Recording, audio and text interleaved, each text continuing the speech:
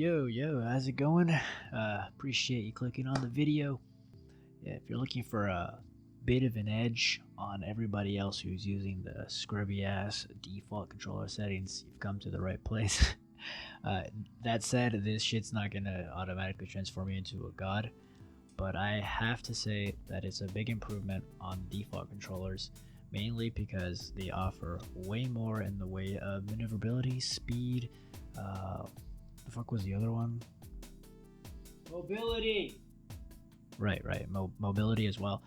And overall, better fusion of the aspects of portals, jetpacking, jumping, and aiming. Now, aiming is obviously the most important thing. No button layout's gonna make you an aim god. You basically have to practice that in any game. That's basically the rule of thumb. But having good aim plus having good control over your mobility goes a long way. You gotta dodge bullets as well as land the shots to be good, and that's why this button layout shines. So first off, there's going to be two major changes for you to get used to. Just two. The rest is actually a piece of cake, so don't get turned down if you think this is going to be hard to get used to. The game offers a lot in the way of practice range and private servers. So practice range, you go in there, try out the controls. Private servers, you play with bots. It's actually a pretty safe atmosphere to train. Pretty low stress, so you don't have to so breathe heavily and shit. You'll get used to it pretty easily there. So anyways, the first major change, the jump button, it will no longer be on X. The jump button will be remapped to L1. L1 was previously left portal. We'll get into portals later, but jump will be on left bumper. Veterans of the bumper jumper controller layout will take care of this, no problem. In fact, they probably might already be using this layout, but it's actually a huge advantage to have jump on L1. You'll be able to jump, jetpack, and simultaneously aim your weapon. So apart from increased mobility with what direction you're jetpacking in, while also being able to look around, scout, or survey the area, you'll also be able to aim your gun. So apart from, let's say, gaining verticality, getting a better position on the enemy, you'll also be able to keep track of them with the aiming right stick. And that was previously an option that was not available to you with the default stick settings, because you only got one fucking thumb. And if you've got paddles installed, this video isn't for you. Fuck off. You've got fucking paddles, you sweat lord. You can just remap portals to the paddles and jump to, I don't know, paddle people. You guys have it taken care of. That's the first major change, and that goes a long way. Second major change is the portal buttons. So default buttons, I have to give credit where credit is due. The original default settings are good in that they have portal 1 on the left side of the controller and portal 2 on the right side of the controller. So it's very intuitive, it's easy to pick up, portal 1, portal 2, left side, right side. Racer will actually conserve this intuitive nature of controller layouts by having the left stick, which is L3, clicking it, be portal 1, and portal 2 being the right stick by clicking it as well. And before you say, what the fuck, I won't be able to sprint, don't fucking worry about sprint, okay? Don't fucking worry about sprint. You just counter this by turning on auto sprint. Auto sprint goes a fucking long way. Oh my god.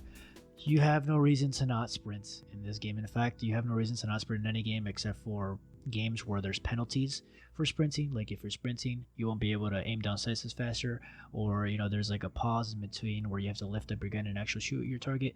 In this game, there is no penalty. There's like a frame in which the gun is down, and then the next frame the gun is up and shooting. So you always have to be running around in this game as fast as possible, keeping that top speed, especially with the frenetic arcade-like gameplay that this game offers. You always have to be sprinting anyways, so you don't have to worry about clicking on that stick, and it'll also reduce stick drift. You don't have to worry about clicking on that stick and wearing it out. Yeah, okay. That's the second major change. Now everything else after this is a piece of cake. Sprints will be on X, which, like I previously said, auto sprints on, so X is completely useless. In fact, I would recommend going into the options and changing sprint to hold, because there's like a small bug that makes it so that if you click it when you're sprinting, the guy starts walking, and then when you click it again for him to sprint, it doesn't toggle back on. That's weird. I don't know why that happens. It's like a bug that might need to be patched. So if you put it on hold, this will probably never happen. But this will not happen. And circle will be crouch. That's pretty standard.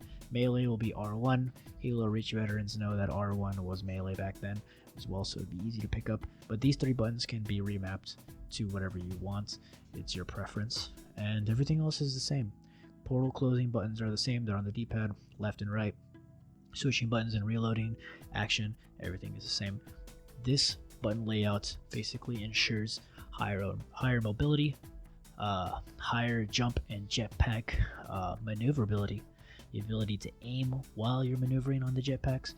Like I said, overall movements increase. You've got that top speed on board. No stick drift is the added bonus in real life. And the intuitive portal buttons are, still intuitive. They're still left side and right side.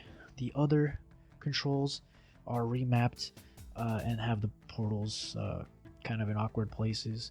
You can still get used to them where they are, but due to the fact that you have to balance out your shooting nature of the game and the portal nature and the jetpack nature, this is probably the best way to go, in my opinion.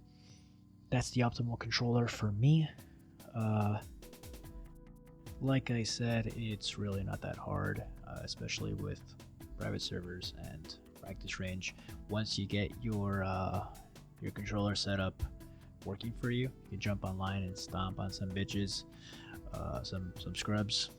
And if you think that optimizing these controls is sweaty, hey, but it's okay, man. You can think that all you want. It could be slightly sweaty, but hey, PC players can aim around and jump and jetpack and portal all with ease, and we can't with the default ones.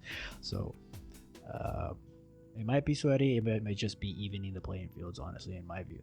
But yeah, if you liked the video, leave it a like, and yeah, thanks for watching.